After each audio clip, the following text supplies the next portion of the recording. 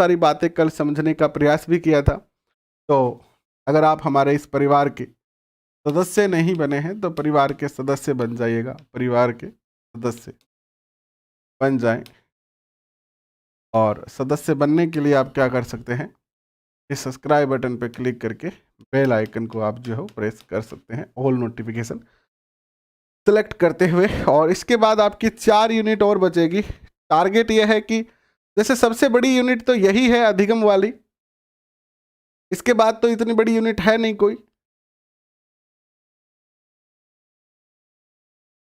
लेकिन हम भी टारगेट रख रहे हैं कि लगभग 10 तारीख तक, 10 तारीख से पहले पहले आपका मनोविज्ञान जो है वो पूरा हम करवा देंगे कक्षा 11 का, और फिर 12 का शुरू करेंगे। तो लास्ट सेशन में 12 में हमें ज़्यादा नहीं पढ़ना है। लास्ट सेशन में हमने कहाँ तक देख लिया था, देखे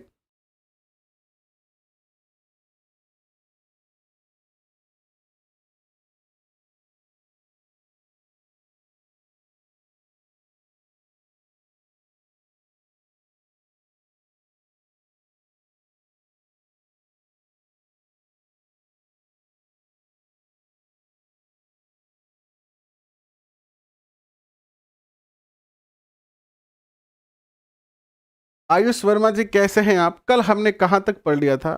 1 मिनट, मार्किंग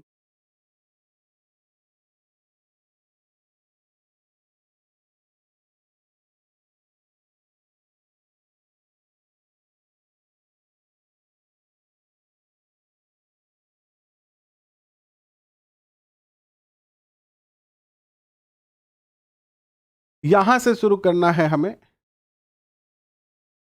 प्रमुख अधिगम प्रक्रियाएं, अगर आपको याद है तो आप बता सकते हैं। मुझे तो याद आ रहा है कि शायद हमें यहीं से शुरू करना है, हमें यहां से शुरू करना है। प्रमुख अधिगम प्रक्रियाएं यानी अधिगम की कौन कौन सी प्रक्रियाएं हैं। कल हमने बहुत सारे सिद्धांत पढ़े थे, उन सिद्धांतों को हमने समझा, जैसे एसआर थ्योरी और पुनर्बलन का सिद्धांत। आइए आगे बढ़ते हैं और प्रमुख अधिगम प्रक्रियाएं पढ़ते हैं। कमेंट कर दीजिएगा। हाँ, 12 बजे वाली क्लास हुई थी ना, 12 बजे वाली क्लास हुई थी, बिल्कुल हुई थी आपकी। देखिए, प्राचीन तथा क्रिया प्रसूत दोनों ही प्रकार के अनुबंधनों में अनेक प्रक्रियाएं घटित होती है। ऐसी ही कुछ प्रक्रियाओं में विलोप, स्वतः, पुनः प्राप्ति, सामान्यीकरण, विभेदन आदि का विवरण नीचे दिया गया है। विलोप क्या होता है? विलोप क्या होता है? विलोप का अर्थ होता है मिट जाना या दिखाई देना बंद कर देना। विलोप का अर्थ क्या होता है? दिखाई देना बंद कर देना, या कोई हमारी विशेषता है उसका हट जाना या उसका मिट जाना। जैसे कि हमने पढ़ा कि घंटी के साथ हमने क्या पढ़ा, पावलोव के साथ हमने क्या पढ़ा कि घंटी बजती है तो कुत्ते के मुंह में लार आती है। यह अनुबंधन स्थापित होने के बाद की क्रिया है कि नहीं है? अनुबंधन स्थापित होने के बाद की क्रिया है ना, कि घंटी बजी लार आई। अब ये घंटी के साथ जो संबंध स्थापित हुआ है लार का, तो इसको हम कैसे समाप्त कर सकते हैं? यानी इस अनुबंधन को मिटना या इस अनुबंधन का समाप्त होना ही क्या है? विलोपन होता है। तो विलोप का अर्थ सीखी गई अनुक्रिया के लुप्त होने से है, जो वांछित अनुक्रिया के बाद उपलब्ध पुनर्बलन को उस परिस्थिति से हटा देने के कारण होता है। जैसे ये अनुबंधन क्यों स्थापित हुआ? ये अनुबंधन इसलिए स्थापित हुआ, इसके स्थापित होने के पीछे कारण है कि भोजन दिया गया, भोजन से पहले घंटी बजाई गई। यानी इसका जो संबंध स्थापित हुआ, इसका क्या कारण है? इसका संबंध इसलिए स्थापित हो गया क्योंकि घंटी बजी और घंटी बजने पर भोजन दिया गया तो लार आई। अगर आप भोजन को हटा देते हैं यहां पर, यानी बार बार घंटी तो बजाते हैं बट भोजन नहीं देते हैं, फिर घंटी बजाते हैं फिर भोजन नहीं देते हैं, तो कुत्ता 1 बार 2 बार 3 बार तो लार लेके आएगा। फिर धीरे धीरे कुत्ते की जो है वो लार आना बंद हो जाएगी, यानी भोजन के साथ इसका संबंध जो है वो टूट जाएगा। इस चीज को आप ऐसे समझे कि जब आप कक्षा 10 में पढ़ते थे तो आपको हिंदी, इंग्लिश, विज्ञान, गणित, सामाजिक, इन सभी विषयों का ज्ञान था कि नहीं था? सभी विषयों का ज्ञान था आपको। लेकिन जब आप कक्षा 11 में गए तो किसी ने मैथ ले लिया, वो सामाजिक से दूर हटता गया, सामाजिक भूलता गया। जिसने गणित ले लिया वो भी सामाजिक से, हिंदी से हटता गया। जिसने सामाजिक यानी एसएसटी ले लिया वो गणित और विज्ञान से दूर हटता गया। यानी हम जिस विषय को साथ रहे उसको तो हम याद रखें और बाकी विषयों को हम जो है वो धीरे धीरे विलोपित करते चले, भूलते चले गए, है ना? यही तो होता है। आप जब किसी चीज की प्रैक्टिस करते हैं निरंतर तो वो याद रहती है और आप उस कार्य को करना छोड़ देते हैं तो फिर आप उसको क्या कर जाते हैं? भूल जाते हैं।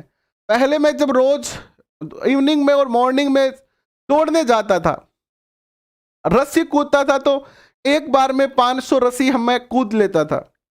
फिर बीच में जो है वो छोड़ दिया मैंने, लगभग 1 साल हो गए। और अब जो है वो अगर थोड़ा सा भी दौड़ता हूं तो सांस जो है वो क्या करने लगती है? ज्यादा आने लगती है और रस्सी भी ज्यादा से ज्यादा एक बार में 100 कूदी जाती है, क्योंकि प्रैक्टिस छूट गई है। पहले हम निरंतर प्रैक्टिस करते थे। तो ठीक यही यहां पर भी हो रहा है कि जिस कार्य के लिए पुनर्बलन मिलना बंद हो जाएगा वह कार्य हम जो है वो भूल जाते हैं, उसका हमारे अंदर से विलोप हो जाता है। प्राचीन अनुबंधन में अनुबंधित उद्दीपक, अनुबंधित अनुक्रिया घंटी के मध्य साहचर्य स्थापित होने के बाद यदि अन्य अनुबंधित उद्दीपक अर्थात भोजन उपस्थित न हो तो अनुबंधन दुर्लभ हो जाता है या दुर्बल हो जाता है। यह बात मैंने आपको समझा दी है, और लुप्त हो जाता है। इस प्रकार क्रिया प्रसूत अनुबंधन में यदि एक बार अनुबंधन स्थापित हो जाने के बाद में अनुक्रिया करने पर पुनर्बलन यानी लीवर दबाने पर अनुक्रिया पर भोजन मिलना समाप्त कर दिया जाए तो धीरे धीरे अनुक्रिया अर्थात लीवर दबाना कम हो जाता है और लुप्त हो जाता है। अन्य शब्दों में प्राणी अनुक्रिया करना बंद कर देता है। सीखी हुई अनुक्रिया को पुनर्बलन न होने पर, सीखी गई क्रिया का पुनर्बलन न होने पर भी वह कुछ समय तक रहती है। अन्य शब्दों में हम अधिगम की प्रक्रिया विलोप का प्रतिरोध करती है। अन्य शब्दों में हम कह सकते हैं कि अधिगम की प्रक्रिया विलोप का प्रतिरोध करती है। कोई सीखी हुई अनुक्रिया कितने समय तक विलुप्त होगी यह कई कारणों से प्रभावित होता है। सीखते समय पुनर्बलित प्रयासों की संख्या अधिक होने पर सीखी हुई अनुक्रिया दृढ़ता से अधिकतम स्तर पर जो है वो पहुंचती है। इस स्तर पर प्रयासों की संख्या या अनुक्रिया की दृढ़ता पर कोई प्रभाव नहीं पड़ता। प्रयासों के दौरान पुनर्बलन की संख्या बढ़ने के साथ विलोप का प्रतिरोध बढ़ता है। यहां से लिखा हुआ समझ में नहीं आ रहा होगा आपको, मैं सीधे सीधे समझा देता हूं आपको कि आपका विलोपन कैसे होगा और कब होगा। तो जैसे आपने 5 साल तक किसी चीज के साथ संबंध स्थापित किया, यानी जितना ज्यादा स्ट्रोंग आपका संबंध होगा उसको टूटने में भी उतना ज्यादा समय लगेगा। जैसे किसी का ब्रेकअप हो गया हो, जैसे किसी का एंगेजमेंट हुआ है लेकिन किसी बात पर उनका एंगेजमेंट टूट गया है, तो अगर आपका आप किसी के साथ रिलेशन में हो 1 महीने से तो उसको भूलना भी आपके लिए आसान होगा। अगर किसी के साथ आप रिलेशन 1 वर्ष से हो, रिलेशन में हो 1 वर्ष से, तो फिर उसको भूलने में आपको ज्यादा समय लगेगा। यानी जिसको आपने जितना ज्यादा याद किया उसको उतना ही ज्यादा भूलने में भी समय लगेगा। जैसे एक प्रेमी प्रेमिका 2 सालों से जो है एक दूसरे से प्रेम कर रहे थे, एक दूसरे को जानते थे, और 2 साल के बाद किसी बात पर उनका झगड़ा हो गया और वो एक दूसरे से जो है वो संबंध तोड़ देते हैं। तो गुस्से में आके वो संबंध तो तोड़ लेते हैं, लेकिन एक दूसरे को भुलाने में उनको काफी समय लगता है।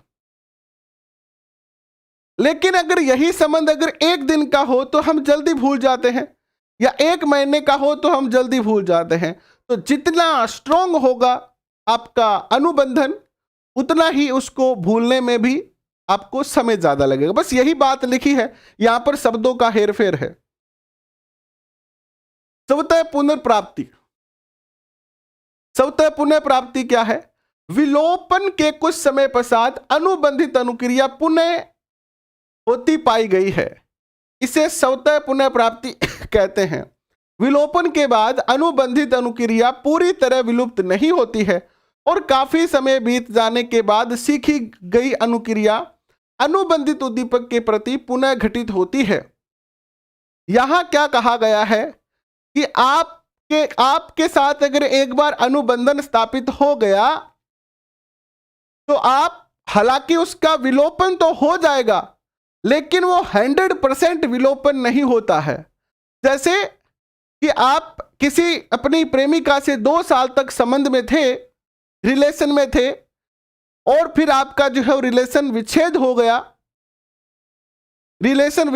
गया, तो आप भूल तो जाते हो उसको कुछ समय के बाद, 6 महीने के बाद, लेकिन फिर आप कभी भी उसको चाहो तो याद आ सकती है आपको वो दोबारा, या वो आपको याद आ जाता है।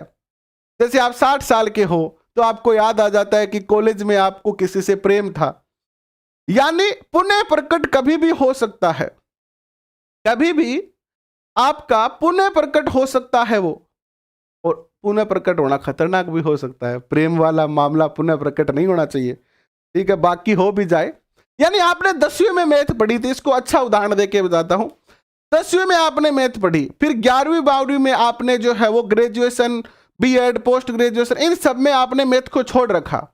फिर आप कंप्यूटेशन में आए और कंप्यूटेशन में आपको पता चला कि आपको मैथ के क्वेश्चन आएंगे पेपर में, तो आप दोबारा मैथ पढ़ना शुरू करोगे तो कुछ कॉन्सेप्ट आपको जो है वो 10th वाले कुछ कॉन्सेप्ट आपको जो है वो क्या आने लगेंगे, याद आने शुरू हो जाएंगे। यही है पुनर जो है वो पुनः प्राप्ति।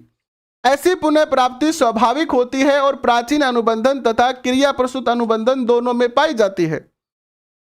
जैसे एक लड़के लड़की का विवाह हुआ था 2010 में, और 2022 में वो किसी की शादी में गए हैं, तो उन्हें अपनी शादी की बातें याद आ जाएगी कि नहीं आ जाएगी? पुनः प्रकट होगा कि नहीं होगा? पुनः प्रकट होगा कि नहीं होगा कि मेरी भी शादी ऐसे हुई थी, मैं ऐसे दूल्हा बना था, इस प्रकार घोड़ी थी, अच्छा हमारी जब शादी हुई थी तो ड्रोन नहीं था। याद आएगा कि नहीं आएगा? आजकल शादियों में ड्रोन उड़ते हैं, लेकिन उस टाइम नहीं होते थे, तो आपको ये भी याद आएगा। बहुत कम बच्चे हैं, थोड़ा सा रिफ्रेश करें, थोड़ा सा शेयर करें अपने दोस्तों के साथ। और जितने भी बच्चे सेशन को देखें, चाहे आप ऑफलाइन देख रहे हो चाहे आप ऑनलाइन देख रहे हो, आप सबसे ये छोटा सा निवेदन है ताकि हमें मोटिवेशन मिले, इसको शेयर करें, लाइक बटन जरूर दबाएं, लाइक बटन दबा के शेयर जरूर करें आप, ठीक है। इसके बाद आता है सामान्यकरण। सामान्यकरण क्या होता है? जनरलाइजेशन। सामान्य उद्दीपकों के प्रति सामान्य अनुक्रिया करने को सामान्यकरण कहते हैं। सामान्य उद्दीपकों के प्रति सामान्य अनुक्रिया करने को सामान्यकरण कहते हैं, और इसमें सीखी गई अनुक्रिया एक अन्य उद्दीपक से प्राप्त होती है। सामान्यकरण की प्रक्रिया प्राचीन तथा क्रिया प्रसूत दोनों अनुबंधनों में पाई जाती है। उदाहरण के लिए प्राचीन अनुबंधन में यदि कुत्ते ने घंटी की आवाज पर लार स्रावित करनी सीख लिया, तो अनुबंधन स्थापित हो जाने पर जब अनुबंधित उद्दीपक से मिलता जुलता अन्य उद्दीपक जैसे कोई अन्य आवाज प्रस्तुत की जाए, तो प्राणी उसके प्रति भी अनुबंधित अनुक्रिया अर्थात लार स्रावित करना कर सकता है। यदि एक बालक का डर किसी दाढ़ी वाले व्यक्ति से है और वह अन्य किसी दाढ़ी वाले व्यक्ति को भी देखकर क्या कर सकता है? डर प्रदर्शित कर सकता है। इसको और ज्यादा एक्सप्लेन मैं करूं तो पावलोव जब प्रयोग कर रहा था, सामान्यकरण की बात कर रहा हूं, जनरलाइजेशन की बात कर रहा हूं, कि पावलोव जब प्रयोग कर रहा था तो पावलोव के घंटी बजाने से पहले ही कुत्ते के मुंह में लार आ जाती थी। यानी पावलोव जब सीढ़ियां, क्योंकि वो सेकंड फ्लोर पर प्रयोग कर रहा था, तो पावलोव जब सीढ़ियां चढ़ के आता और उसके कदमों की आहट होती, ठक ठक ठक ठक ठक, तो उसकी आवाज से भी कुत्ते के मुंह में लार आती थी। कुत्ते के मुंह में क्या आती थी? लार आती थी। इसके बाद आता है विभेदन। विभेदन क्या होता है देखिएगा, सामान्यकरण की पूरक प्रक्रिया विभेदन कहलाती है। डिवाइडेशन, बांटना। विभेदन भिन्नता के प्रति अनुक्रिया होती है। उदाहरण के लिए पावलोव के प्रयोग में यदि कुत्ते को किसी एक घंटी की आवाज पर लार स्रावित होने की अनुक्रिया के साथ अनुबंधन होने के बाद यदि उसे विशिष्ट घंटी से मिलती जुलती आवाज की घंटी के प्रति लार स्रावित होने की अनुक्रिया नहीं होती है तो उसे विभेदन कहते हैं। यानी पर्टिकुलर किसी एक के साथ अनुबंधन की, टन के साथ घंटी टन बजेगी तो लार आएगी और टन टनाटन टन बजेगी तो लार नहीं आएगी। तो ये हो गया उद्दीपक या अनुबंधन का विभेदन। अनुबंधन का विभेदन कि अगर टन बजी तो लार आई और टन टनाटन टन बजी तो फिर लार नहीं आई, है ना। दैनिक जीवन में सामान्यकरण और विभेदन अधिगम के उदाहरण देखने को मिलते हैं। प्रारंभ में बालक अपनी मां से मिलते जुलती आकृति वाली को भी मां समझ लेता है। छोटा बच्चा होता है ना, छोटा बच्चा, ऐसे 1-1.5 साल का बच्चा है तो वो ऐसे वो देख लेता है कि उसकी मां ने लाल साड़ी पहन रखी है, ठीक है, लाल साड़ी पहन रखी है, तो वो कभी कभी क्या कंफ्यूज हो जाता है और किसी दूसरी ऐसे चाची ताई को भी लाल साड़ी पहन रखी है तो उसको भी अपनी मां समझ लेता है, मां समझ लेता है।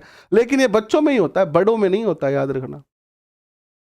कहीं आप ऐसा समझ लो कि आपकी प्रेमिका लाल साड़ी या लाल वस्त्र पहन रखे या आपका प्रेमी ने जो है वो कोई एक पर्टिकुलर कलर के वस्त्र पहन रखे तो आप किसी दूसरे को समझ लो, फिर मामला गड़बड़ हो जाएगा, है ना। तो ये केवल बच्चों पे लागू है कि बालक अपनी मां से मिलते जुलते आकृति वालों को भी मां समझता है, किंतु कुछ दिनों के बाद वह मां और अन्य महिलाओं में क्या करने लगता है? विभेद करने लगता है। अब वो कपड़ों से कंफ्यूज नहीं होता है, अब वो कपड़ों से कंफ्यूज नहीं होता है, वो मां को पर्टिकुलर पहचानने जो है वो लगता है ना। इसके बाद आता है प्रेक्षणात्मक अधिगम। प्रेक्षणात्मक अधिगम क्या होता है? प्रेक्षणात्मक अर्थात ऑब्जर्वेशनल लर्निंग। ऑब्जर्वेशनल लर्निंग आप ऐसे समझ सकते हो, अनुकरण करना भी इसी का एक पार्ट है। किसी को देखकर आप वो जैसा कार्य कर रहा है वैसे करना आप भी सीख जाओ। किसी को देखकर वो जैसा काम कर रहा है वैसा करना अगर आप सीख जाते हो तो यह कहलाता है ऑब्जर्वेशनल यानी प्रेक्षणात्मक अधिगम। इसे हम अनुकरण अधिगम भी कह सकते हैं, अनुकरण के जरिए अधिगम हो रहा है ये। तो व्यवहार का सीखना दूसरे के उस व्यवहार को करते हुए देखना प्रेक्षण करने से होता है। बंदूरा और उनके सहयोगियों ने प्रेक्षणात्मक अधिगम पर प्रयोग किए। एक अध्ययन में उन्होंने बालकों को 5 मिनट की अवधि के लिए एक फिल्म दिखाई। फिल्म में एक बड़े कमरे में बहुत से खिलौने रखे और उसमें से एक खिलौना बड़ा सा गुड्डा अर्थात बेबी डॉल था। अब कमरे में एक लड़का प्रवेश करता है। एक स्थिति में लड़का खिलौना विशेष रूप से बेबी डॉल के प्रति आक्रामक व्यवहार प्रदर्शित करता है, उसे लात लगाता है, उस पर चिल्लाता है और उसे फेंकता है। इसको आप ऐसे समझ लो, मैं समझा देता हूं, यहां पर पढ़ने की आपको आवश्यकता नहीं है, मुझे भी नहीं है, मैं सीधे ही समझा देता हूं। क्या प्रयोग किया गया बेबी डॉल के साथ कि कुछ बच्चे लिए गए, है ना, सामान्य भाषा में समझो, और उन बच्चों को 3 अलग अलग मूवी दिखाई गई। एक मूवी में उनको दिखाया गया लड़ते हुए, यानी एक बालिका या एक बालक अपने खिलौनों को तोड़ रहा है और आपस में लड़ रहे हैं। एक मूवी में लड़ते हुए आक्रामक व्यवहार दिखाया गया, दूसरी मूवी में यह दिखाया गया कि लड़ने पर सजा मिलती है, और तीसरी मूवी में दिखाया गया कि अगर आप अच्छे काम करते हैं तो आपको चॉकलेट मिलती है। तो जैसा बच्चों ने देखा, जब उन्होंने लड़ाई वाला देखा,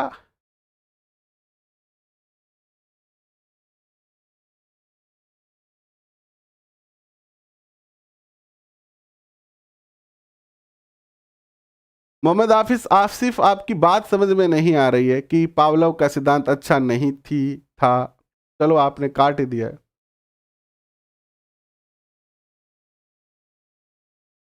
एनसीआर माध्यमिक शिक्षा बोर्ड की बुक में लिखा हुआ है, मैं यहां से अपनी तरफ से कुछ भी नहीं बता रहा हूं। यानी 3 अलग अलग चलचित्र दिखाए गए और जैसा चित्र बालक देखेगा वह वैसी प्रक्रिया करेगा। जैसे मैं बड़ों पर यह प्रयोग करके समझाता हूं आपको।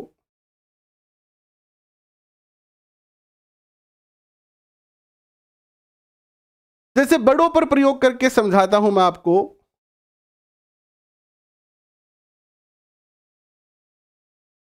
कि एक लड़का या आप मान लो मूवी देखने गए और आप बॉर्डर मूवी देख के आए, तो आपके अंदर देशभक्ति के भाव जाग जाएंगे। आप कुछ कुछ होता है मूवी देख के आए तो आपके अंदर प्यार के भाव जाग जाएंगे। जागेंगे कि नहीं जागेंगे? आप गांधी जी की मूवी देख के आएंगे तो आपके अंदर जो है वो अहिंसा के भाव जागेंगे।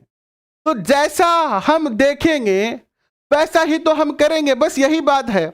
दूसरी स्थिति में लड़का गैर आक्रामक तरीके से बेबी डॉल को जो है वो वह अन्य खिलौनों से व्यवहार करता, बस यही है इसमें। जैसी उसको फिल्म दिखाई गई बालक ने वैसा ही व्यवहार किया, जैसी उसको दिखाया गया बालक ने वैसा ही व्यवहार किया। तो इससे हम कैसे कह सकते हैं? इससे कह सकते हैं कि जैसा हम समाज में देखते हैं वैसा ही हम करते हैं। जैसा हम समाज में देखते हैं वैसा ही हम सीख जाते हैं। इसीलिए तो कहा गया है कि अच्छे व्यक्तियों के साथ रहना चाहिए, अच्छे लोगों से दोस्ती करनी चाहिए, अच्छे गुणों वाले व्यक्तियों के साथ जो है वो संबंध रखना चाहिए। क्योंकि जैसे आपके साथी सखा होंगे वैसे ही आप बन जाओगे, जैसा आप देखोगे वैसा ही आप व्यवहार करने वाले हैं। ठीक है, बस यही है इसके अंदर। फिर आता है बंदूरा के अध्ययनों द्वारा प्रेक्षण अधिगम के 4 प्रमुख तत्व आते हैं। पहला, अवधान। आप कोई चीज को कितना ध्यान से देखते हैं। प्रेक्षण विधि से सीखने के लिए सीखने वाले का मॉडल पर ध्यान देना आवश्यक होता है। आवश्यक होता है कि नहीं होता? उदाहरण के लिए टेलीविजन या समाचार पत्र में देखकर हम उन्हीं व्यक्तियों के व्यवहार का अनुकरण करना सीखते हैं जिन पर हमारा ध्यान केंद्रित होता है अथवा जो आकर्षक होता है। जैसे आप मूवी देखने जाते हो तो आप जो मूवी के अंदर गुंडे का रोल करता है, मारवाड़ी भाषा में आपने गुंडो का में, या जो बुरा व्यक्ति होता है उसका जो व्यवहार करता है उसको कोई फॉलो करता है क्या? शायद ही कोई फॉलो करता है। आप किसको फॉलो करोगे? जो हीरो करेगा। हीरो तेरे नाम बन के आ गया तो तेरे नाम आप भी बन जाओगे। हीरो की अगर जींस फटी हुई है तो बहुत सारे लोग उनको फॉलो करने वाले अपनी जींस भी फाड़ लेंगे।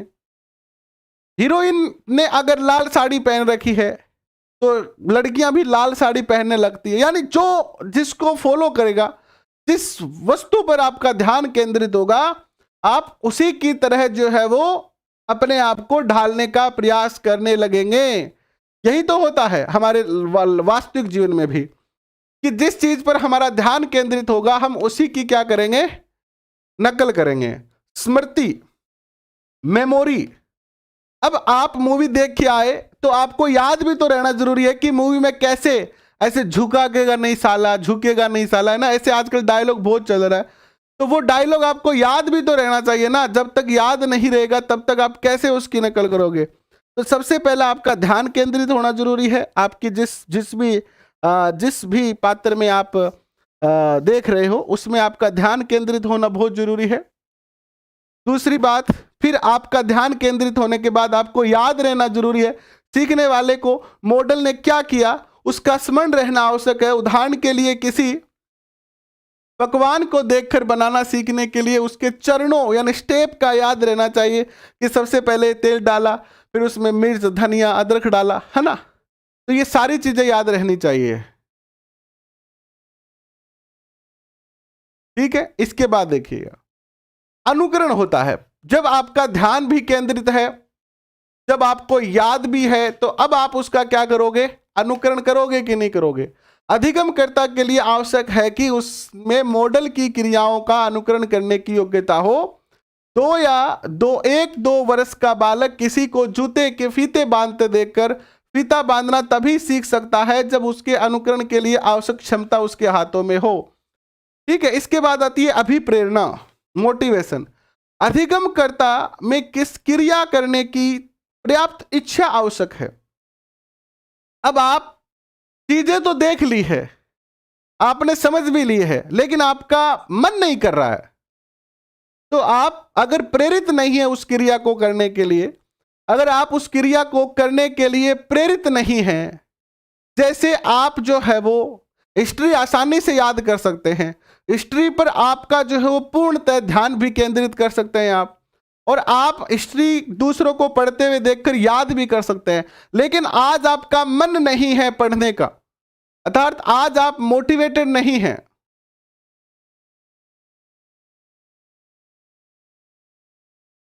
तो आप पढ़ेंगे थोड़ी, पढ़ेंगे नहीं आप, इसे आप छुपा लेंगे, अपनी योग्यता को छुपा लेंगे कि नहीं छुपा लेंगे। तो मोटिवेशन भी जरूरी है। अधिगमकर्ता में क्रिया करने की पर्याप्त इच्छा होनी आवश्यक है। नृत्य को देखकर वही व्यक्ति नृत्य सीख पाता है जिसमें उसकी अभिप्रेरणा हो अथवा जिसके उस व्यवहार को अभिप्रेरित किया हो। ठीक है, नेक्स्ट देखो, नेक्स्ट आता है संज्ञानात्मक अधिगम। संज्ञानात्मक अधिगम होता है ज्ञान से संबंधित। प्राचीन तथा क्रिया प्रसूत अनुबंधन में अधिगम में केवल बाह्य व्यवहार यानी एसआर या एसएस संबंध को प्रक्षेपित किया गया है, पर ध्यान केंद्रित किया गया है। किस पर? बाहरी व्यवहार पर ही ध्यान केंद्रित किया गया है। कुछ मनोवैज्ञानिकों ने व्यवहार के समय होने वाले मानसिक प्रक्रियाएं जिससे ज्ञान में परिवर्तन होता है। अब जैसे पावलोव ने जो प्रयोग किया, थॉर्नडाइक ने जो प्रयोग किया, स्किनर ने जो प्रयोग किया, उससे तो उनका बाहरी व्यवहार ही तो परिवर्तन हो रहा था। भाई पावलोव के प्रयोग में क्या हो रहा था? लार आ रही थी।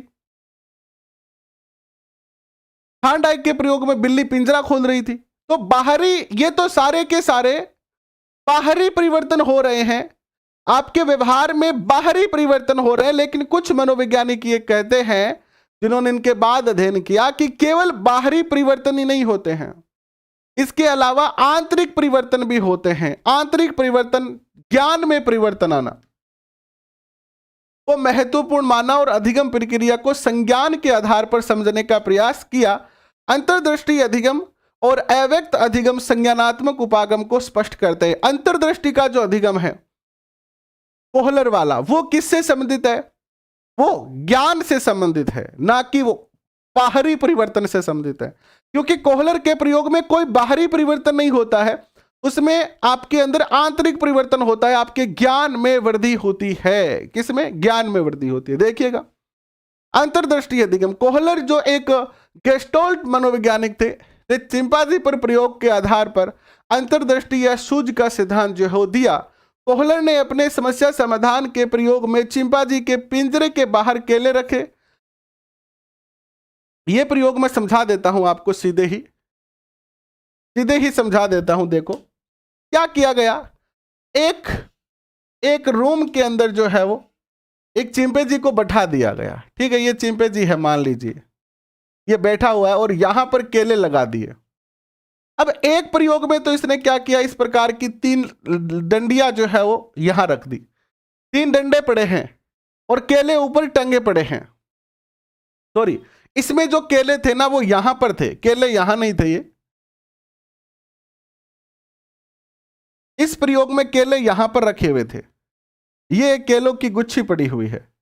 पहले प्रयोग में यह देखा गया कि जब चिंपैंजी को भूख लगी तो ये पिंजरे के अंदर इधर उधर भागा दौड़ी की, फिर इसको यहां पर केले दिखाई दिए। क्या दिखाई दिए? केले दिखाई दिए। और इन केलों को लेने के लिए पिंजरे से बाहर इसने हाथ निकाला, पिंजरे के बाहर हाथ निकाला, बट केले तो बहुत दूर थे। तो फिर भागा दौड़ी की, लेकिन केले नहीं मिले। फिर ये बैठ गया, अचानक सोचने लगा और सोचते उसके दिमाग में आया कि अरे ये डंडा पड़ा है ना, इस डंडे को इसने पकड़ा और बाहर निकाला तो ये डंडा यहां तक तो पहुंच गया, लेकिन केले हाथ नहीं आए। ये छड़ यहां तक पहुंच गई बट केले हाथ नहीं आए। अब ये छड़ ऐसी थी कि इनको आपस में जोड़ा जा सकता था, लेकिन चिंपैंजी को तो पता नहीं था, चिंपैंजी को तो पता नहीं था। कोहलर, कोफ्का और वर्दीमर, 3 व्यक्ति थे, कोहलर, कोफ्का और वर्दीमर। अब इसने क्या किया कि इन दोनों को इसको इसमें जोड़ दिया और फिर इसको भी इसमें जोड़ दिया और तीनों को बाहर निकाल के केले उठा लिए। पहला प्रयोग सफल हो गया। कोहलर ने, वर्दीमर, कोफ्का ने सोचा कि ये तो ठीक है। फिर दूसरा प्रयोग किया कि अब की बार इसने बॉक्स रख दिए, 3 अलग अलग बॉक्स रख दिए, केले यहां लगा दिए, ये केले हैं। अब दोबारा यही प्रक्रिया शुरू हुई। इस बार इन्होंने एक के ऊपर एक, एक के ऊपर एक और एक के ऊपर एक बॉक्स रखा। ऐसा नहीं है अभी जैसे मैं बता रहा हूं कि एक के ऊपर एक, एक के ऊपर एक, इसमें उनको कोई एक दिन में नहीं हुआ था, समय बहुत ज्यादा लगा था, बहुत ज्यादा समय लगा था। प्रैक्टिकल जीवन में अगर हम ऐसे करेंगे, अगर प्रैक्टिकल जीवन में अगर हम ऐसा करेंगे तो फिर हम कोई एक काम करने में भी कई वर्ष लगा देंगे, है ना। तो प्रैक्टिकल जीवन में तो हम इंसान ऐसा नहीं कर सकते हैं।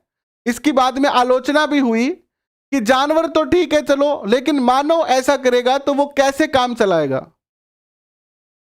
तो इसमें काफी ज्यादा समय लगा, काफी लंबे समय तक ये प्रयोग किए गए, ठीक है। तो इसे क्या कहते हैं, इसे ही क्या कहते हैं, अचानक से जो आपको, अचानक कोई विचार आना और सफलता मिलना, सफलता मिलना और सफलता मिलना, यही क्या कहलाता है, अंतर्दृष्टि कहलाता है। क्या कहलाता है, अंतर्दृष्टि कहलाता है, अंतर्दृष्टि कहलाता है। इसके बाद देखिएगा अव्यक्त अधिगम क्या होता है। कभी कभी हमें कोई काम करना तो आता है, जैसे एक बंदा अपने परिवार में विवाह में था और उसको मोटरसाइकिल चलानी आती थी। रात के लगभग 11 बजे थे, पार्टी में दूध खत्म हो गया था ना, दूध, चाय बनाने वाले के लिए दूध खत्म हो गया, कॉफी वाले के लिए। तो उसको कहा कि अरे तू जा रहे बठू, दूध लिया डेयरी से। रात का समय था, सर्दी का मौसम था, तो उसने दूर से ही मना कर दिया, भाई जी मन तो चलानी ही को नहीं आया मोटरसाइकिल, कोई दूसरे ने भेज दो। हालांकि उसको मोटरसाइकिल चलानी आता था, लेकिन उसने मना कर दिया। जानबूझकर कभी कभी हम ऐसा करते हैं, इसे ही क्या कहते हैं, अव्यक्त अधिगम कहते हैं। और इस पर प्रयोग किया गया, चूहे पर प्रयोग करके यह सिद्ध भी किया गया। देखिए क्या होता है कि अव्यक्त अधिगम, एक नया व्यवहार सीख लिया जाता है अव्यक्त अधिगम में, किंतु व्यवहार प्रदर्शित नहीं होता है जब तक कि उसे क्या नहीं मिले, पुनर्बलन नहीं मिलता है। पुनर्बलन नहीं मिलता है तब तक वो व्यक्त नहीं करता है। टोलमैन नामक एक मनोवैज्ञानिक ने अधिगम के क्षेत्र में महत्वपूर्ण प्रयोग किया। टोलमैन ने चूहे के 2 समूह को भूल भुलैया में छोड़ा। एक समूह को भूल भुलैया के, मैं आपको आगे समझाता हूं, देखो इस ऐसे समझो इस सिद्धांत को, कि टोलमैन ने 2 बॉक्स लिए ऐसे ऐसे, इसके अंदर भूल भुलैया बना दी, ऐसे इसके अंदर क्या बना दी, भूल भुलैया बना दी। और यहां इसका गेट रख दिया। यहां से चूहे को क्या करना था, अंदर जाना था। चूहा, ये मान लो चूहा है, और यहां पर क्या रख दिया, खाना रख दिया। एक दूसरा प्रयोग किया जिसमें भी क्या किया, सेम ऐसी ही भूल भुलैया बना दी और इस भूल भुलैया का गेट यहां रख दिया। इसमें कुछ भी नहीं रखा, यहां पर चूहे को छोड़ दिया। अब क्या किया कि ये चूहा पहली भूल भुलैया में तो उसको क्या मिल रहा था कि आगे भोजन दिख रहा था, दिख रहा मीन क्या है, उसको खुशबू आ रही थी, तो इस भोजन की तलाश में वो भागम भाग करते करते यहां तक पहुंच गया। लेकिन दूसरी बार ये सीख तो गया था इसको पार करना, लेकिन इस चूहे को यहां रखा तो इसको कोई उद्दीपक नहीं दिख रहा था आगे, तो इसने आगे जाने से मना कर दिया। ठीक बैठियो, मत कौन जाऊं आगे, यहीं बैठ गया कि मैं आगे कौन जाऊं, आगे की कौन मिलनो। ठीक है, तो कभी कभी अगर हमें उचित उचित पुनर्बलन नहीं मिलता है, उचित पुनर्बलन नहीं मिलता है तो हम सीखी हुई काम भी नहीं करते हैं, सीखे हुए कार्य भी नहीं करते हैं। यही इसमें समझाया गया है। और दूसरे समूह को कोई पुरस्कार नहीं दिया गया। पहले समूह के आरंभ से अंत तक का रास्ता जल्दी ही खोज लिया, किंतु दूसरे समूह के अधिगम का संकेत प्रदर्शित नहीं किया गया। बाद में जब दूसरे समूह के चूहों को पुरस्कार दिया गया तो वे भी भूल भुलैया के आरंभ से अंत तक उतने ही क्षमता से दौड़ने लगे जितना कि प्रथम समूह में दौड़ रहे थे। टोलमैन ने बताया कि दूसरे समूह जिन्हें पुनर्बलित नहीं किया गया था ने भी भूल भुलैया के मानचित्र को समझ लिया था और उसका संज्ञानात्मक मानचित्र विकसित किया था, लेकिन उन्होंने अव्यक्त अधिगम का केवल तब तक प्रदर्शित किया जब तक उन्हें पुनर्बलन नहीं मिला। यानी सीखा हुआ था लेकिन चूहे बड़े सियाणे थे, उन्होंने लगा कि नार के फायदे दिखाने गोडा तुड़ाणो है नहीं मिलनो तो किया है कोने। तो ऐसा हम अपने प्रैक्टिकल जीवन में भी ऐसा करते हैं। जिस कार्य से हमें लाभ नहीं होता है, जिस कार्य से हमें लाभ नहीं होता है उस कार्य को हम जो है वो नहीं करते हैं, उस कार्य को आते हुए भी हम नहीं करते हैं, और जिस कार्य को करने से लाभ होता है उसी कार्य को हम करते हैं। क्या ये बात सत्य है? क्या ये बात सत्य है? क्या ये बात सत्य है? क्या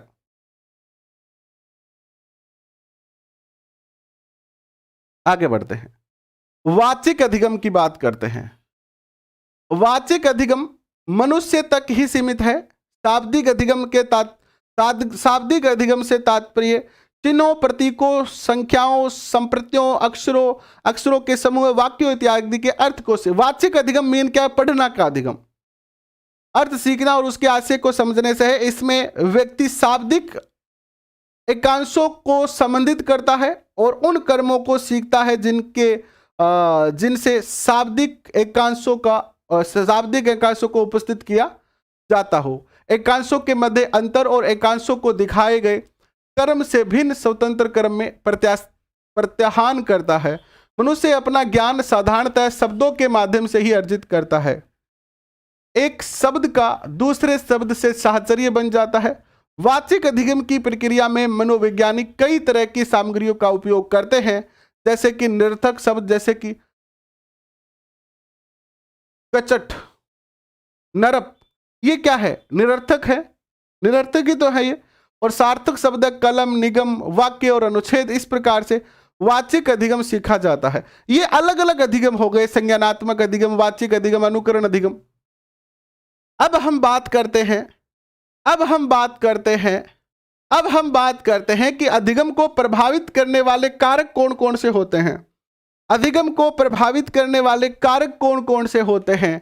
आपके अधिगम को कौन कौन से कारक प्रभावित कर सकते हैं? आइए इस पे चर्चा करते हैं। जैसे कि अधिगम की प्रक्रिया को अनेक कारक प्रभावित करते हैं। कुछ कारक सीखी जाने वाली सामग्री से संबंधित हैं, तो कुछ अधिगमकर्ता से, तो कुछ वातावरण से। पहला है सीखी जाने वाली सामग्री, जो चीज आप सीख रहे हो। अच्छा, नया गाना आया, कौन सा गाना आया नया? बर्फी वाला, शिवल्ली वाला गाना आया, तेरे नयन, कौन सा गाना था वो?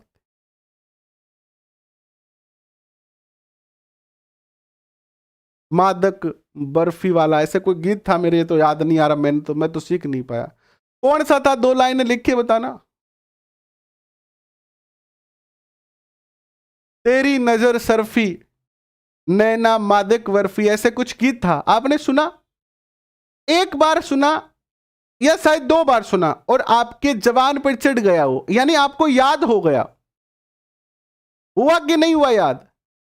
लेकिन आप अपनी पुस्तक में लिखे हुए ज्ञान को, पुस्तक में लिखे हुए चीजों को, कॉन्सेप्ट को आप 10 बार पढ़ते हैं तब जाके याद होता है।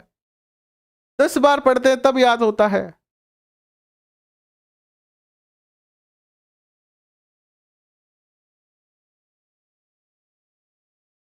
ना? यही होता है, यही तो होता है। तो इसका कारण क्या है? क्योंकि इसका कारण यह है, आप जो सीखना चाहते हो वह आपके लिए कितना महत्वपूर्ण है। सीखे जाने वाली सामग्री की लंबाई, अर्थपूर्णता, परिचितता, सामग्री के मध्य साहचर्य, आकर्षकता, स्पष्टता, ये कैसी है। जो चीज आपके लिए अच्छी लगेगी आपको, वो आप जल्दी सीख लोगे, जो आपको अच्छी नहीं लगेगी वो नहीं सीखोगे। जैसे कहानी को आप जल्दी सीख लेते हो, कविताओं को जल्दी सीख लेते हो, ठीक है। दूसरा आता है आपका वातावरण। वातावरण भी आपके सीखने को प्रभावित करता है। अधिगम वातावरण द्वारा प्रभावित होता है। शांत व स्वस्थ वातावरण में आप रह रहे हो। एक तो आप रह रहे हो रेलवे स्टेशन के पास, और रेलवे स्टेशन के पास आपने रूम ले रखा है और वहां पर रीट की तैयारी कर रहे हो सारा दिन, पो, फिर ट्रेन गुजर गुजर गुजर गुजर गुजर, फिर पो, ऐसे आवाजें आ रही हैं। आपका ध्यान केंद्रित नहीं हो पाएगा, बार बार डिस्टर्ब होंगे। एक आप किसी शांत इलाके में रह रहे हो जहां बिल्कुल शांति है, किसी प्रकार की शोरगुल नहीं होती है, तो वहां आपका ध्यान जल्दी क्या हो जाता है, केंद्रित हो जाता है। और यह भी आपके सीखने को क्या करता है, प्रभावित करता है। इसके बाद अधिगमकर्ता से संबंधित कारक भी है। अधिगमकर्ता से संबंधित कारक कौन कौन से हो सकते हैं। जैसे उसकी अभिप्रेरणा, आपकी अभिप्रेरणा भी आपको प्रभावित करती है। जैसे बालक तो मिठाई खाना चाहता है, तो मिठाई की पूर्ति के लिए वह रसोई में रखे विभिन्न जारों को टटोलता है और मिठाई का जार खोज लेता है। यानी आपके जिस कार्य को करने में रुचि होगी, आप जिस कार्य, जैसे अभी फर्स्ट ग्रेड की भी भर्ती आई है, सेकंड ग्रेड की भी भर्ती आई है और रीट की भी भर्ती आई है।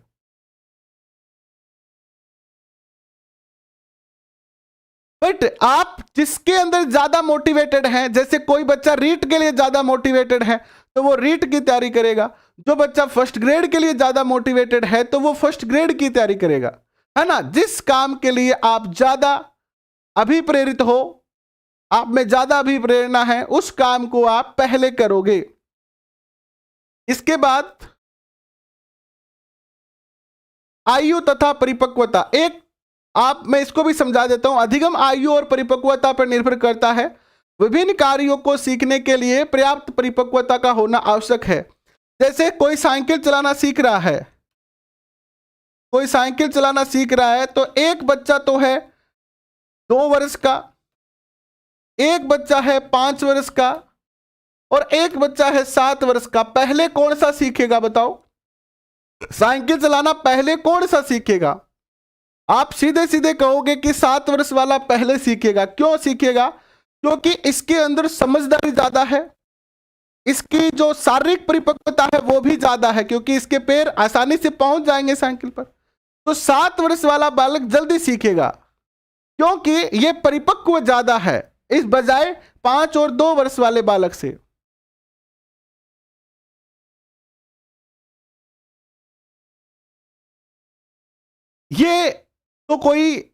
ये तो बहुत बड़ी बात है मेरे भाई। पेपर में 120 दिन रहे हैं श्याम सुंदर शर्मा, और अगर आप अभी ये डिसीजन नहीं कर पा रहे हो कि आपको तैयारी किसकी करनी चाहिए, तो इससे तो विकृत स्थिति कोई हो ही नहीं सकती। ये तो आप सही राह पे नहीं हो, फिर आप सही राह पे नहीं हो। और उर्मिला जी और सीमा जी, आप दोनों को अगर आप एक भी कमेंट और करोगे तो दोनों को ब्लॉक कर दिया जाएगा, ठीक है। भाभी का खेल आप बाद में घर पे खेल लेना, कोई दिक्कत नहीं है। फिर आपकी थकान और एक ऊब भी है। एक तो आप रात को 2 बजे पढ़ रहे हो, एक तो आप पूरे दिन पढ़ रहे हो और फिर रात को भी पढ़ रहे हो, तो थक जाते हो। एक तो मॉर्निंग में पढ़ते हैं तो बिल्कुल फ्रेश रहते हैं, तो ज्यादा बेटर पढ़ सकते हैं। एक अपन थके हुए आए हैं, कोई सफर करके आए हैं या खेत में काम करके आए और फिर पढ़ने का कह दे तो फिर पढ़ना जो है वो थोड़ा कठिन हो जाता है। तो थकान और उबना भी आपके जो है अधिगम को प्रभावित करता है। संवेगात्मक स्थिति, खुशी, प्रशंसा, संतुष्टि की अवस्थाओं में सीखना सुगम होता है, जबकि नकारात्मक संवेग जब होते हैं, क्रोध, घृणा, ईर्ष्या, अवसाद, तो अधिगम में बाधा आती है। जब आप खुश हो, प्रसन्न हो, आप संतुष्ट हो, तो आप बेटर तरीके से पढ़ सकते हैं, बहुत अच्छे तरीके से पढ़ सकते हैं। मन अगर खुश है, मूड अगर अच्छा है तो आराम से जी टिका के पढ़ेंगे आप। वहीं अगर आपके अंदर क्रोध भरा पड़ा है, आपके अंदर घृणा भरी पड़ी है, ईर्ष्या है किसी से या मेंटली प्रेशर में हो तो आप नहीं पढ़ पाएंगे, आप नहीं पढ़ पाएंगे, आपका ध्यान केंद्रित नहीं होगा, आपका मन विचलित रहेगा। इसके बाद पूर्व अधिगम क्या होता है? नए अधिगम पर पूर्व अधिगम का प्रभाव पड़ता है, इसे अधिगम अंतरण कहते हैं, अधिगम ट्रांसफर कहते हैं। पूर्व अधिगम दिए गए अधिगम में सहायक होता है तो धनात्मक अंतरण कहते हैं, यदि बाधक होता है तो ऋणात्मक कहते हैं, और यदि नए अधिगम पर कोई प्रभाव नहीं डालता तो इसे शून्य अधिगम कहते हैं। क्या कहते हैं इसको? शून्य अधिगम अंतरण कहलाता है। उदाहरण के लिए संस्कृत सीखने के बाद हिंदी सीखना सरल होता है तो ये कौन सा हो गया? पॉजिटिव अधिगम, धनात्मक अधिगम हो गया। अंग्रेजी सीखने के बाद गणित सीखने पर कोई प्रभाव नहीं पड़ता है तो ये कैसा हो गया? शून्य अधिगम स्थानांतरण हो गया। साइकिल में ब्रेक का उपयोग हाथों से करने के बाद दो पहिया वाहन आप चला रहे हैं, यानी मोटरसाइकिल चला रहे हैं, जिसमें ब्रेक कहाँ होते हैं? पाँव में होते हैं मोटरसाइकिल के, तो यहां पर सीखने में बाधक होता है तो इसे ऋणात्मक अधिगम कहते हैं। इसको आप ऐसे भी समझ सकते हो कि अधिगम 3 प्रकार से होता है, यानी अधिगम का ट्रांसफर 3 प्रकार से होता है, पॉजिटिव, नेगेटिव और जीरो। जिस काम को सीखने के बाद जिस कार्य, जैसे आप अगर सेकंड ग्रेड की तैयारी कर रहे हो और फिर रीट की तैयारी करते हो तो रीट की तैयारी में आपको फायदा ही है, फायदा ही है, तो ये पॉजिटिव स्थानांतरण हो गया। अगर आप पटवारी की तैयारी कर रहे हो और इसके बाद रीट की तैयारी कर रहे हो तो ये आपके लिए शून्य स्थानांतरण होगा कि ना फायदा होगा और ना ही लॉस होगा। अगर आप रिक्शा चलाना जानते हो, रिक्शा, और आप नाव चलाने जाते हो, बोट, तो उसमें आपका नेगेटिव स्थानांतरण होगा क्योंकि रिक्शा और बोट दोनों की जो कार्य विधि है वो अलग अलग होती है। ठीक है, क्वेश्चन आप 4 पूछिए, कोई दिक्कत नहीं है, पूछिए क्वेश्चन। हिंदी में टाइप करके पूछेंगे तो और सही रहेगा। अधिगम सिद्धांतों के अनुप्रयोग। अधिगम सिद्धांतों का अनुप्रयोग जीवन के प्रत्येक क्षेत्र में वांछित व्यवहारों के अर्जन व बढ़ाने व अवांछित व्यवहारों को कम करने और समाप्त करने के लिए किया जाता है। और यही बस हो गया। अधिगम असक्तता क्या होता है? अधिगम का न होना। विद्यालय में कुछ बालक पढ़ाई में कठिनाई अनुभव करते हैं। इसके अनेक कारण हो सकते हैं, जैसे कि गरीबी, सांस्कृतिक विश्वास, बौद्धिक असक्तता, संवेदी अक्षमता इत्यादि। इन्हीं में से एक कारक है अधिगम असक्तता, जिसके कारण किसी व्यक्ति को सीखने, पढ़ने, लिखने, बोलने, गणित के प्रश्न हल करने इत्यादि में कठिनाई होती है। अधिगम असक्तता उन बच्चों में भी पाई जाती है जो सामान्य से श्रेष्ठ बुद्धि वाले या सामान्य संवेदी परक तंत्र वाले होते हैं। अधिगम असक्तता वाले बच्चों के निम्नलिखित लक्षण होते हैं। असक्तता अर्थात अधिगम रुक जाना। कभी कभी हमारा अधिगम रुक जाता है। क्या पूछा है? नकारात्मक भारतीय ड्राइवर का अमेरिका में गाड़ी चलाना। बिल्कुल, यह भी सही है श्याम सुंदर जी, बहुत अच्छा। वीरेंद्र क्या पूछ रहे हैं कि एक सवाल है एटीट्यूड और एप्टीट्यूड का। बहुत अच्छा क्वेश्चन है, वेरी गुड, बहुत अच्छा क्वेश्चन आपने पूछा है। एटीट्यूड और एप्टीट्यूड, एटीट्यूड और एप्टीट्यूड में क्या अंतर है बताओ। हालांकि ये टॉपिक हमारा आगे आएगा, अगर हम उसमें इस पे डिस्कस करते तो और ज्यादा मजा आता। ठीक है, अभी हम अधिगम पढ़ रहे हैं, आगे हमारा टॉपिक आने वाला है। अभी हमारा एक टॉपिक आने वाला है, उसमें हम इस टॉपिक पे चर्चा करेंगे, वहां पर इसको और बेटर तरीके से हम आपके लिए एक्सप्लेन करेंगे। वहां पर आपको पूरी बेहतर तरीके से समझ में आ जाएगा। हालांकि अभी भी हम समझ सकते हैं इसको। देखिए, एटीट्यूड क्या होता है? एटीट्यूड है ना, हम अक्सर शब्द लेते हैं काम में कि यार इसका, ये तो लड़का बड़ा एटीट्यूड वाला है। अर्थात आपका दूसरों के प्रति व्यवहार कैसा है। जैसे आप मुझे कॉल करते हैं और मैं आपके साथ थोड़ा ऐसे रुष्टता से बात करता हूं। जैसे रणजीत जी ने मुझे एक दिन कॉल किया कि सर मैं ये कर रहा हूं तो मुझे क्या क्या करना चाहिए। मैंने उनकी बात सुनी। अब मेरी बात जो उनके साथ हुई तो उनको ऐसा पता चला कि मेरा व्यवहार कैसा है। तो अगर मैंने उनके साथ अच्छी बात की तो वो कहेंगे यार मजा आ गया, सर से बात की, सर ने बहुत अच्छे से समझाया, सर का एटीट्यूड अच्छा है। अर्थात सर का रवैया, हिंदी में इसको रवैया कह सकते हैं, व्यवहार कह सकते हैं, अच्छा व्यवहार है ना। और अगर मैं रुष्ट होके बात करता, थोड़ा करड़ाई में बात करता, तो कहेंगे सर घमंडी है, घमंडी रवैये वाला व्यक्ति है। ये होता है एप्टीट्यूड। क्या होता है? सॉरी, एटीट्यूड होता है ये। और एप्टीट्यूड क्या होता है? ये होती है योग्यता, आपकी योग्यता। आपकी योग्यता ही आपकी क्या कहलाता है? एप्टीट्यूड कहलाता है। इस पर हम और विस्तार से चर्चा करेंगे, और विस्तार से चर्चा करेंगे। योग्यता और नजरिए का अंतर है, और इस पे चर्चा करेंगे हम आगे जब ये सेशन आएगा। तो ये एक टॉपिक है, ये टॉपिक आएगा तो हम और विस्तार से इस पर चर्चा करने वाले हैं।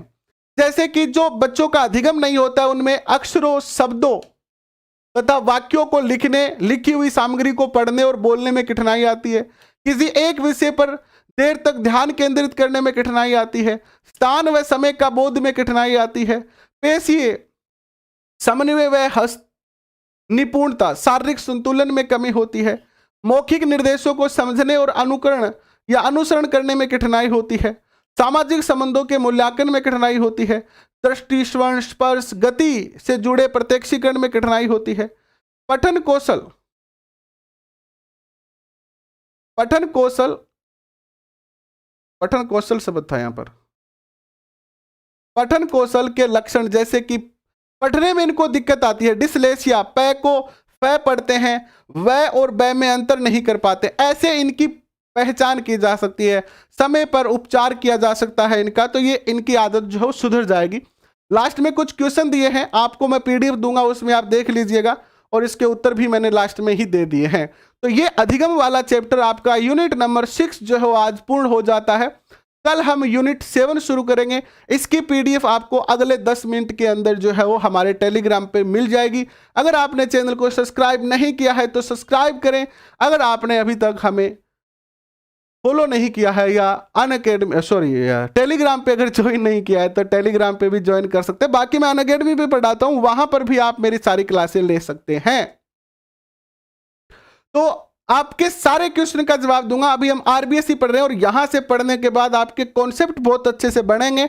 जब ये क्लास पूरी हो जाएगी कक्षा 11, तो हम एक या दो सेशन ऐसे रखेंगे जिनमें हम आपसे पूछेंगे आपके डाउट वाले क्वेश्चन, यानी जिन जिन टॉपिकों में आपको डाउट होगा तो वो टॉपिक हम वापस दोबारा करवा देंगे, दोबारा समझा देंगे, और आप सब अच्छी तरह से समझ पा रहे हैं ऐसी मैं आशा करता हूं। फिर भी अगर कोई कमी रह जाती है, कोई दिक्कत नहीं, आप कमेंट करें, हम आपको रिप्लाई करेंगे, उस टॉपिक को फिर से समझाएंगे। अभी के लिए बस इतना ही। बहुत बहुत धन्यवाद।